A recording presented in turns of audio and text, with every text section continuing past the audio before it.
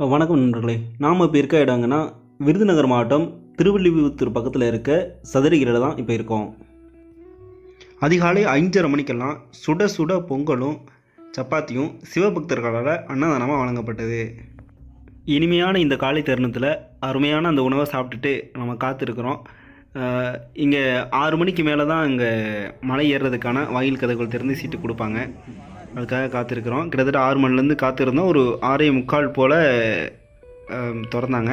அதுக்கு முன்னாடி கீழே பார்த்தீங்க அப்படின்னா மலையில் கிடைக்கிற சாம்பிராணி வகைகள், மூலிகை பொருட்கள், இது மாதிரி பொருட்கள்லாம் இங்கே கடைகளில் வச்சு விற்றுக்கிட்டு இருக்காங்க.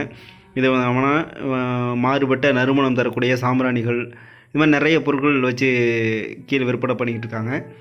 இதை கடந்து நம்ம மேலே போக போகிறோம். இப்போது மேலே இருக்கிறது வந்து சுந்தர மகாலிங்கம், சந்தன மகாலிங்கம் அப்படின்ற சிவ ஆலயம் மேலே இருக்குது. மாதத்தில் 8 நாள் மட்டும்தான் மேலே கோவிலுக்கு போவதற்கான அனுமதி இருக்குது. அதாவது அமாவாசைக்கு முன்னாடி 2 நாள், பின்னாடி 2 நாள், பௌர்ணமிக்கு முன்னாடி 2 நாள், பின்னாடி 2 நாள் மட்டும்தான் இங்கே மேலே பக்தர்களை அனுமதிக்கிறாங்க. இப்போது நிறைய பக்தர்கள், சிவனடியார்கள் வந்திருக்காங்க. மலையில் ஏறுறதுக்கான பயணத்தை நம்ம ஆரம்பிக்கிறோம். இப்போ மணி சரியாக 6:45 நம்ம பயணத்தை ஆரம்பிக்கும் போது இது மாதிரியான ஒத்தையடி பாதை வழியாக தான் நம்ம பயணம் இப்போ இருக்க போகுது. ஒரு கல் தொலைவு வரைக்கும் இது மாதிரியான பாதைகளை கொஞ்சம் சீரமைச்சு அடியில் கல் பதிச்சிருக்காங்க. மீதி எல்லாமே காடுகளும் கரடு முரடும் நிறைந்த ஒரு பாதை தான் நம்ம பயணிக்கிற பாதை. ஒத்தையடி பாதை, சுற்றி வர எங்கும் பசுமை, நமக்கு முன்னாடி உயர்ந்து நிற்கிற மலைகள், அப்பப்போ தூவுற மலைத்துளிகள். இந்த உலகத்தில் இப்போதைக்கு இதை விட அழகான ஒரு இடம் இல்லவே இல்லை அப்படின்னு தான் நான் சொல்லுவேன். இந்த அழகியலோடு கலந்து நம்மளோட பயணத்தை தொடங்குவோம். இப்போ நம்ம வழியில் போய்கிட்டுருக்கோம். போகிற வழி எங்கும் இடையில சிறு தெய்வங்கள், சின்ன சின்ன கோவில்கள், தெய்வங்கள் அங்கங்கே கோவில் வச்சுருக்காங்க. உச்சி மலையில் சந்தன மகாலிங்கம், சுந்தர மகாலிங்கம் அப்படின்ற சிவன் ஆலயங்கள் இருந்தாலும் வழியெங்கும் வனதுர்க்கை அம்மன், கருப்பசாமி, இது மாதிரி நிறைய சிறு சிறு தெய்வங்கள் அங்கங்கே இருக்குது. அது எல்லாட்டையும் வழிபட்டு அவங்களோட அருளாசியோடு நம்ம மலை மேலே பயணிச்சுக்கிட்டு இருக்கோம். மலை உச்சியிலேருந்து அருவியாக வர்ற அந்த தண்ணி பாறை வழியாக போய்கிட்டு இருக்கு. அதில் சிறுவர்கள் எவ்வளோ மகிழ்ச்சியாக விளையாண்டுக்கிட்டு இருக்காங்க. இதை பார்க்கும் பொழுதே நமக்கு எவ்வளோ ஒரு ஆனந்தமாக, இந்த சூழலில் அவ்வளோ ஒரு மகிழ்ச்சிகரமான ஒரு காட்சியாக இருக்குது. சங்ககால புராணங்களில் சொல்லப்படுற 18 சித்தர்கள் ஒன்றா சேர்ந்து வாழ்ந்து வழிபட்ட பூமி இது அப்படின்னு சொல்லி நம்பப்படுது. இன்றைக்கும் இங்கே சித்தர்கள் வாழ்கிறதாகவும் பக்தர்களால் நம்பப்படுது. இந்த மலை முழுக்கவே மூலிகை செடிகளும் மூலிகை மரங்களும் ரொம்ப அதிகமாகவே இருக்குது அப்படின்னு சொல்கிறாங்க.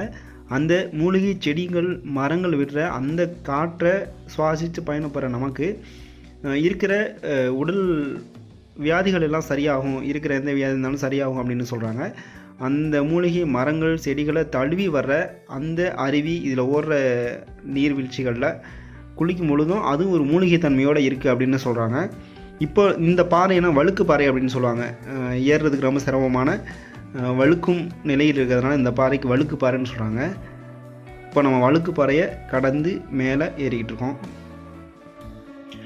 சிவபெருமான் வந்து சித்தர்களோட கோரிக்கைக்கு மனமிறங்கி சிவபெருமானே நேரடியாக இறங்கி வந்து இங்கே காட்சி தந்தாங்க அப்படின்றதுனால இது பூலோக கைலாயம் அப்படின்னும் அழைக்கப்படுது.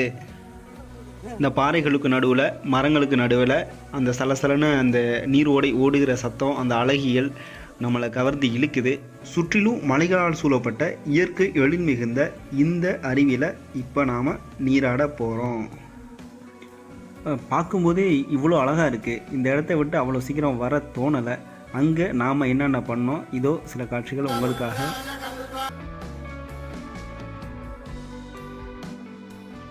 கிட்டத்தட்ட ஒரு 2 மணி நேரம் இந்த இடத்துல தான் நம்ம அவ்வளோ மகிழ்ச்சியாக ஒரு கொண்டாட்ட மனநிலையை இந்த இடத்துல இருந்தோம். அந்த தண்ணியெல்லாம் பார்த்துருந்தீங்கன்னா கூட தெரியும், அவ்வளோ அடியில் இருக்க எல்லா பொருளும் அப்படியே தெரிஞ்சுது. அவ்வளோ ஒரு சுத்தமான தண்ணியாக இருந்தது. மேலே இருக்கிற இந்த சிவன் கோவிலுக்கு வழிபாட்டுக்கு தேவையான பொருட்களை எடுத்துகிட்டு போகிற வேலையை அன்றிலிருந்து இன்று வரைக்கும் பளியர்கள் அப்படின்ற ஒரு பழங்குடி இன மக்கள் தொடர்ந்து பண்ணிக்கிட்டு வர்றதா ஒரு தகவல் சொல்கிறாங்க. இந்த மலையோட உயரம் வந்து கடல் மட்டத்திலேருந்து 4500 அடி உயரத்தில் இருக்கிறதா சொல்கிறாங்க.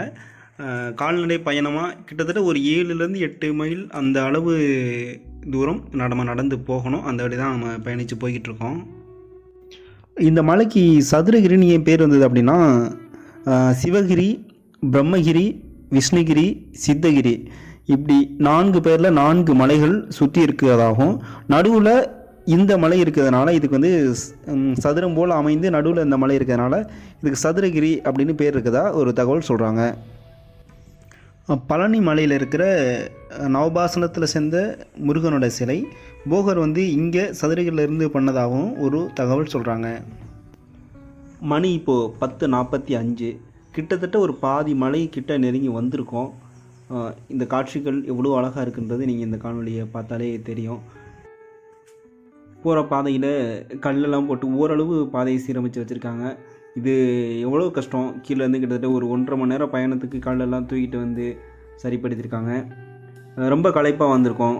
போகிற வழியில் நெல்லிக்காய், சோடா இது மாதிரி அக்கா ஒருத்தவங்க விற்றுக்கிட்டு இருந்தாங்க. அவங்கள்ட்ட வாங்கி சாப்பிட்டுட்டு இன்னும் நம்ம பயணத்தை மேலே தொடர்றோம். மலையில் ஏறுறதுக்கு முன்னாடியே அடியில் அந்த சீட்டு வாங்குகிற இடத்துல மேலே ஒரு பலகை பார்த்துருக்கோம், சாம்பல் நிற அணில்களின் சரணாலயம் அப்படின்னு சொல்லிட்டு. இங்கே அதுக்கு அந்த சாம்பல் நிற அணிலோட சரணாலயமாக தான் இது இருக்குது. அந்த அணில் பார்த்திங்கன்னா வழக்கமாக நம்ம ஊர்களில் இருக்க அணிலை விட ஒரு 3 மடங்கு பெரிய உருவத்தில் இருக்குது. பார்க்குறதுக்கு ரொம்ப அழகாகவே இருந்தது. அதை படம் எடுக்க முயற்சி பண்ணோம், ஆனால் அது வாய்ப்பு இல்லாமல் போயிட்டது. இந்த வனம் தனக்கே ஒரு அமைதியோட சின்ன சின்ன குருவிகள், பறவைகளோட சத்தம், நீர் வழிஞ்சு போய்கிட்டு இருக்க அருவியோட சத்தம். இந்த சமயத்தில் நம்ம கூட வர்றவங்க, நம்ம கடந்து போகிற மனிதர்கள், சில பேரெல்லாம் 70 வயசு 60 வயசு தாண்டிய முதியவர்கள்லாம் கூட ரொம்ப சிரமப்பட்டு நடந்து வந்து பயணப்பட்டுக்கிட்டு இருக்காங்க. குழந்தைங்க ஒரு 8 வயசு 10 வயசு உள்ள குழந்தைங்கள் எல்லாமே அவங்க பெற்றோர்களோட வந்து போய்கிட்டு இருக்காங்க. இது வரைக்குமான நம்ம பயணம் ரொம்பவே அழகாக போய்கிட்டு இருக்கு. இன்னும் பார்ப்போம். வனத்தோட தூய்மை கருதி வனத்துறை அங்கங்கே நம்ம வழியெங்கும் நிறைய குப்பைத்தொட்டிகள் வரிசையாகவே வச்சுருக்காங்க. ஆனாலும் நம்ம வந்து நாட்டு மனிதர்கள் அப்படின்றதுனால வழியெங்கும் சில பேர் குப்பையை போட்டுட்டு போன காட்சிகள் அப்படி தான் இருக்குது. முன்னாடியே சொன்ன மாதிரி நம்ம வழியில் நிறைய சிறு தெய்வங்கள் இருக்குது. அது மாதிரி வனதுர்க்கை அப்படின்ற ஒரு சிறு தெய்வம், அவங்கள கடந்து நம்ம இப்போ மேலே போயிட்டுருக்கோம். கடவுள் மேலே கூட நீங்கள் நம்பிக்கை வைக்கலாம், ஆனால் மூட நம்பிக்கை. இதை ஏன் இப்போ சொல்கிறோன்னா, இங்கே அடுக்கியிருக்க கல்லை பார்த்தீங்க அப்படின்னா நம்ம மக்கள் நிறைய பேர் அடுக்கி வச்சுருக்காங்க.